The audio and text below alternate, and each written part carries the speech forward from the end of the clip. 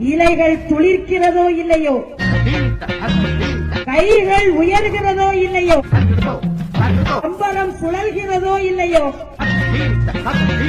மாம்பழம் பழுக்கிறதோ இல்லையோ, தாமரை மலர்ந்தே தீரும், தாமரை மலர்ந்தே தீரும், தாமரை மலர்ந்தே தீரும்.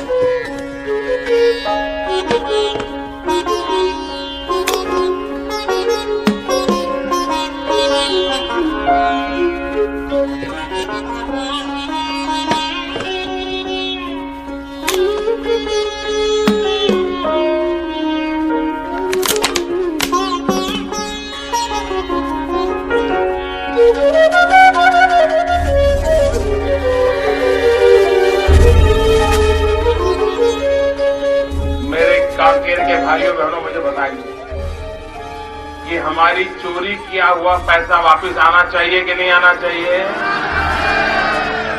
ये काला धन वापस आना चाहिए? ये चोर लुटेरों से एक एक रुपया वापस लेना चाहिए? इस रुपयों पर जनता का अधिकार है कि नहीं है?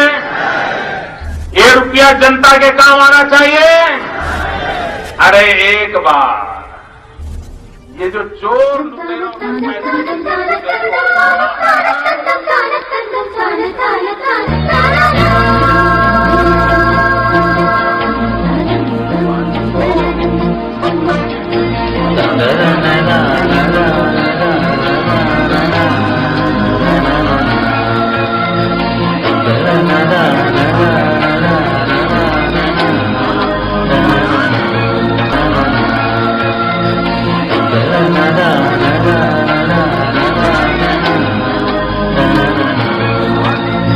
தென்றல் வந்து தீண்டும் போது என்ன வண்ணமோ மனசுல, திங்கள் வந்து காயும் போது என்ன வண்ணமோ நினப்புல. एक एक पाई हिंदुस्तान की वापस लाई जाएगी और हिंदुस्तान के गरीबों के लिए काम लाई जाएगी। ये जनता के पैसे हैं, गरीब के पैसे हैं। हमारा किसान खेत में मजदूरी करता है, उससे निकला हुआ धन है, वो धन पर हिंदुस्तान का अधिकार है, हिंदुस्तान के कोटि कोटि गरीबों का अधिकार है और उनको वो धन मिलना चाहिए। ये हम संकल्प करते हैं।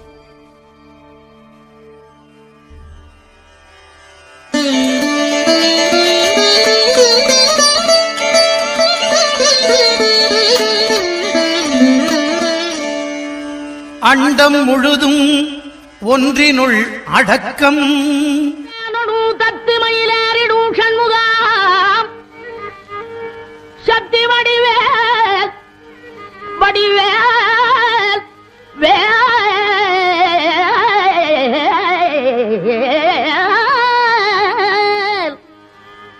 சக்தி வடிவேனும் சக்தி மயிலேறிடும் சண்முகா உனக்கு குறையுள்ளதோ. சார் என்ன சார் ஏன் சார் கூட்டிட்டு போறீங்க என்ன சண்முகா உனக்கு சார் சொல்லுங்க சார் நான் தான் சார் தப்பு பண்ணேன் சார் எதுக்கு கூட்டிட்டு போறீங்க சொல்லுங்க சார் சார் சொல்லுங்க சார் எதுக்கு சார் கூட்டிட்டு போறீங்க சார் சார் ஐயோ சார் சொல்லுங்க சார் சார் ஏன் சார் தள்ளுறீங்க சார் சொல்லுங்க சார்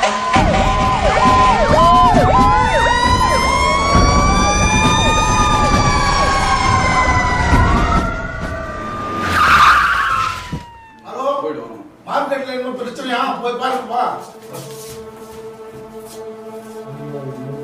போயிட்டோம். சார் இவன் தான் சார் 6 லட்சத்தை வாங்கிக்கணாயா இவன் ஒரே ஒரு வருஷத்துக்கு கொடுக்குறேன்னு சொல்லிட்டு 4 வருஷம் ஆயிடுச்சு ஐயா.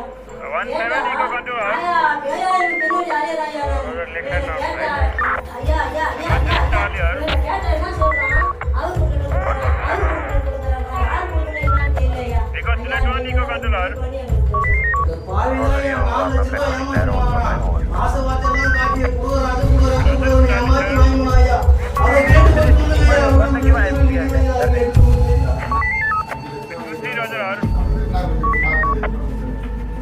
சார் நீங்க வெட்டி காசு போட்டு காசு கொடுக்க வந்து ஸ்டேஷன்ல வந்து கம்ப்ளைண்ட் கொடுக்க வந்து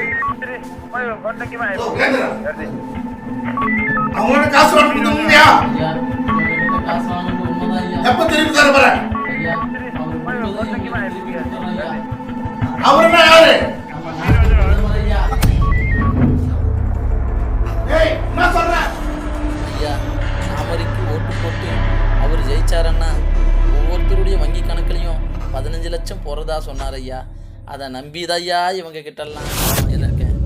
என்னை நம்புங்க ஐயா, அதை நம்பிதையா இவங்க கிட்டலாம் கடன் வாங்கியிருக்கேன். அவர் கொடுத்ததும் திருப்பி கொடுத்துறேன் ஐயா.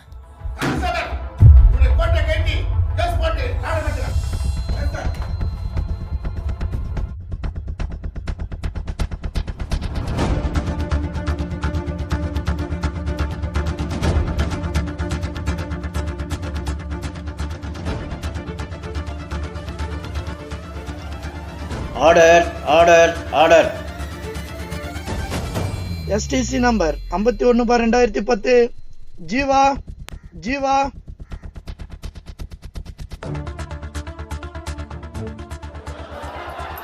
எப்படி பராமரி பாவி நாசமா போகும். மனுதாரரின் வழக்கறிஞர் இந்த வழக்கை பற்றி ஏதாவது சொல்ல விரும்புறீங்களா?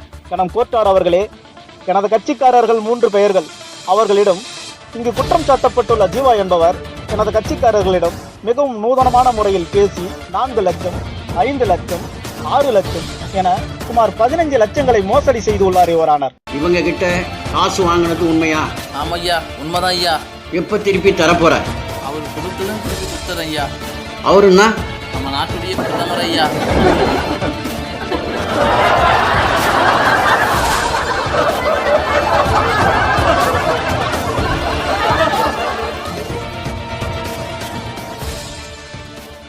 ஐயா, பிராமணன் கடவுள்கிட்ட நேரடியாக பேசுறவனாவும், சத்திரியன் அந்த நாட்டை ஆட்சி செய்கிறவனாவும், வைசியரியன் தொழில் செய்கிறவனாவும், சூத்திரை இவங்க கீழெல்லாம் வேலை செய்கிறவனாவும், பார்த்தாலே தீட்டு தொட்டாலே தீட்டுன்ற காலத்தில் எங்களை போல பஞ்சமர்களுக்கெல்லாம் இடஒதுக்கீடு மூலமாகவும் இந்திய அரசியலமைப்பு சட்டம் மூலியமாகவும் டாக்டர் அம்பேத்கர் அவர்கள் கல்வி, தொழில், அரசியல்னு எவ்வளவோ சலுகைகளை வாங்கி கொடுத்தோம்.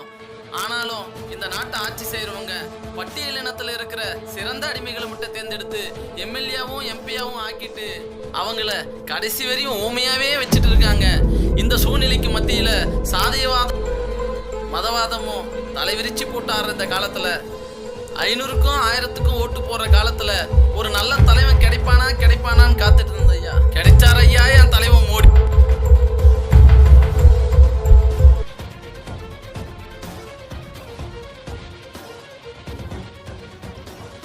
Order order order. இந்த வழக்கினை விசாரித்து பார்த்ததில் இந்த வழக்கு மிகவும் விசித்திரமாக உள்ளது. ஆகவே இந்த வழக்கினை மார்ச் 1ஆம் தேதிக்கு தள்ளி வைக்கிறேன். வணக்கம். நாட்டில் நடக்கக்கூடிய இந்த 15 லட்ச ரூபா பரபரப்பான வழக்கை பற்றி எப்படி நடந்துட்டு இருக்கிறத நம்ம பார்த்துட்டு இருக்கோம். அதோடைய தீர்ப்பு மக்கள் மத்தியில் எப்படி இருக்குதுன்றதை நம்ம பார்க்க போகிறோம். ஐயா அம்பேத்கரிஸ்டான நீங்கள் இந்த வழக்கை பற்றி என்ன நினைக்கிறீங்கன்றத உங்கள் கருத்தை சொல்லுங்கள்.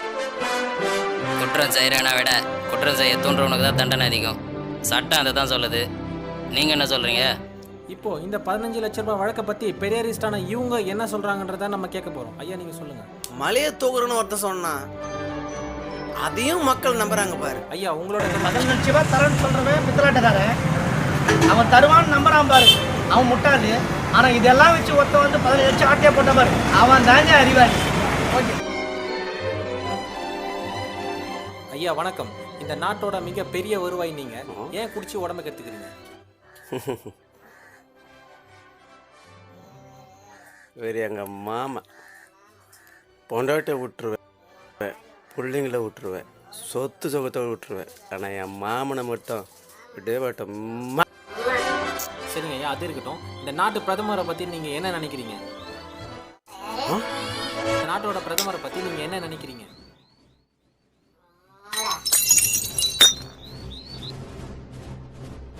வணக்கம். இந்த பரபரப்பான சூழ்நிலையில் அந்த 15 லட்ச ரூபாய் வழக்கை பற்றி மக்களுடைய நிலை எப்படி இருக்குதுன்றதை நம்ம பார்த்துக்கிட்டு இருக்கோம். ஒரு சாதாரண ரோட்டுக்கடை வியாபாரியோட மனநிலை எப்படி இருக்குதுன்றதை பற்றி நம்ம கேட்க போகிறோம். 500 1000 குத்தி ஓட்டை வாங்குறானுங்க, எங்க மக்களுக்கு எதுவுமே செய்ய மாட்டானுங்க. மோடி 15 லட்சம் தரேன்னாரு, இன்னும் தரல. ஓட்டை வாங்குறானுங்க, எதுவுமே செய்யறதில்ல. கடவுளே நீ தான் இவங்களெல்லாம் பார்த்துக்கணும். எலெக்ஷன் வரட்டும், நாங்கள் யாருன்னு காட்டுறோம்.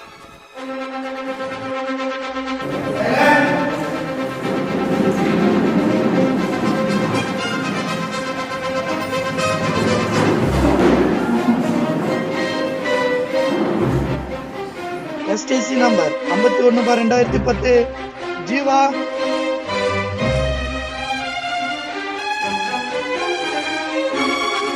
ஆஹா, நெத்தியில் இருக்கிற நாமத்தை பார்த்தா நமக்கு நாமம் போட்டுருவார் போல இருக்கே. இந்தியாவில் இருக்கிற முக்கியமான வழக்குக்கெல்லாம் ஜட்ஜி மாறிடுறாங்கடா. நம்மளுக்கு தண்டனை கன்ஃபார்ம். என்னதான் நடக்குதுன்னு பார்ப்போம். கோட்டார் அவர்களே, இதோ குற்றவாளி கூண்டில் இருக்கும் ஜீவா என்பவர் மிகவும் நூதனமான முறையில் ஆசை வார்த்தைகளை கூறி பித்தலாட்டம் செய்து எனது கட்சிக்காரர்களிடம் பணத்தினை வாங்கி கொண்டு மோசடி செய்துள்ளார் என்பது மிகவும் தெளிவாக தெரிகிறது யுவரானர்.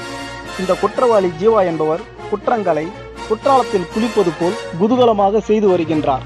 இது குறைய வேண்டும் என்று சொன்னால் தண்டனை கடுமையாக இருக்க வேண்டும் யுவரானர். இந்திய தண்டனை சட்டத்தின் பிரிவு 420 கீழ் தண்டனை வழங்குமாறு மிகவும் தாழ்மையுடன் கேட்டுக்கொள்கிறேன் யுவரானர். That's all Your Honour. கடன் தானே ஐயா வாங்கியிருக்கேன். நான் என்ன விஜயமல்லையா மாதிரியும் 1000 கோடியை கடன் வாங்கிட்டு நாட்டை விட்டு ஐயா போயிட்டேன். இல்லை நீரவ் மோடி மாதிரியும் லலித் மோடி மாதிரியும் 1000 கோடியை வாங்கிட்டு இந்த நாட்டை விட்டு ஐயா போயிட்டேன். ஐயா ஏதோ என் மக்கள் கிட்ட என் குடும்ப சூழ்நிலைக்கு ஒரு 15 லட்ச ரூபாய் என் தலைவனை நம்பி கடன் வாங்கியிருக்கேன் ஐயா. அதுக்கு போய் என்னை இங்கே நிற்க வச்சுட்டாங்க.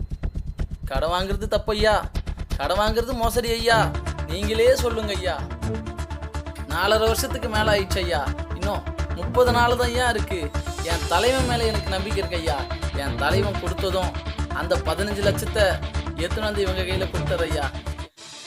தாமரைக்கு ஓட்டு போட்டா ஒவ்வொருத்தருடைய வங்கி கணக்குலையும் 15 லட்சம் போகிறதா சொன்னார் ஐயா என் தலைவன். என் தலைவன் யாரையும் ஏமாற்ற மாட்டார் ஐயா, யாரையும் ஏமாற்ற மாட்டார் ஐயா. வெளிநாட்டில் இருக்கிற கருப்பு பணத்தையெல்லாம் மீட்டுட்டு வந்து ஒவ்வொருத்தருடைய அக்கௌண்ட்லேயும் போகிறதா சொன்னார் ஐயா என் தலைவன். அந்த மனசு யாருக்கு ஐயா வரும்? ஏதோ அரசுடைய பொருளாதார சிக்கல் ஐயா. இன்னும் 1.5 மாதத்துக்குள்ள என் தலைவன் கண்டிப்பாக எல்லாருடைய அக்கௌண்ட்லேயும் பணத்தை போட்டு இந்த 5 ஆண்டு மட்டும் இல்லையா, இனி வரும் தேர்தலெல்லாம் நிரந்தர பிரதமரா என் தலைவன் மட்டும்தான் ஐயா இருப்பான். இதெல்லாம் நீங்கள் பார்க்கதா ஐயா போகிறீங்க. என் தலைவன் என்னை கைவிட மாட்டேன் ஐயா. இதுவரை இந்த வழக்கினை விசாரித்து பார்த்ததில் இந்த வழக்கு ஒரு முக்கியமான வழக்காகவே கருதப்படுகிறது. கடன் வாங்கி மோசடி செய்தது ஜீவாதான் என்பது தெளிவாக தெரிகிறது. மேற்கொண்டு அவர் வாங்கிய தொகையை மனுதாரர்களுக்கு கொடுக்கிறீர்களா என்று கேட்டதற்கு அவர் சொல்லும் பதில் இது நீதிமன்றத்தையே குழப்பத்துக்குள்ளாக்குகிறது. ஆனாலும் மோசடிதான் எனவே இவருக்கு 7 ஆண்டு காலம் சிறை தண்டனையும் 50,000 அபராதம் விதித்தும் அவரின் சொத்துக்களை முடக்கி மனுதாரர்களின் கடனை அடைக்கும்படியும் மேலும் இவ்வழக்கின் நீதியில் அரசியல் தலைவர்களின் வாக்குறுதிகள் தேர்தல் நேரங்களில் நல்லதாகவே இருந்தாலும் மக்களின் ஆசையை தூண்டுவதாகவே உள்ளது. அப்படி வாக்குறுதிகள் கொடுத்து அவர்களின் ஆட்சிக்காலம் முடியும் நேரத்தில் அவர்கள் அந்த வாக்குறுதிகளை நிறைவேற்றாத பட்சத்தில் அவர்கள் இனிவரும் தேர்தல்களில் நிற்க தடை விதிக்க வேண்டும் என்றும் நான் பாராளுமன்றத்திற்கு பரிந்துரை செய்கிறேன்.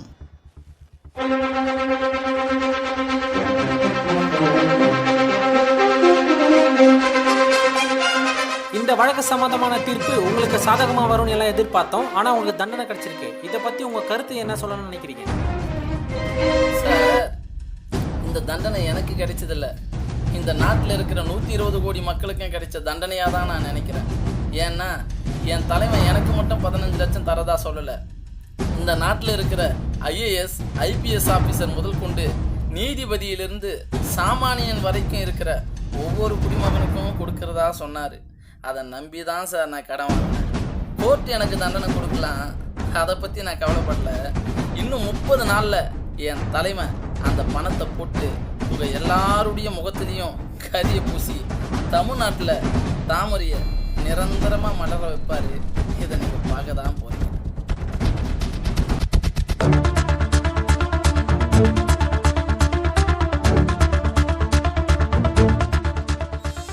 தலைவணங்கா தலைவனைத்தான் தலைவணங்கி அடைக்கின்றேன். நான் பித்தலாட்ட குறும்படத்தில் பித்து பிடித்து நடிக்கின்றேன். கூடு விட்டு கூடு பாயும் தலைவன் வாழும் நாட்டிலே நாடு விட்டு நாடு போகும் திருடன் வாழும் உலகமடா.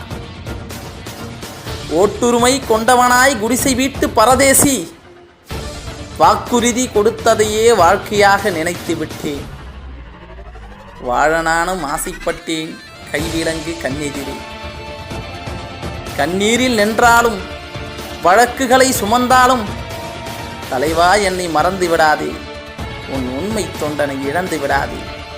இனி தாமரை மலர்வதும் மலராததும் உன் கையில்.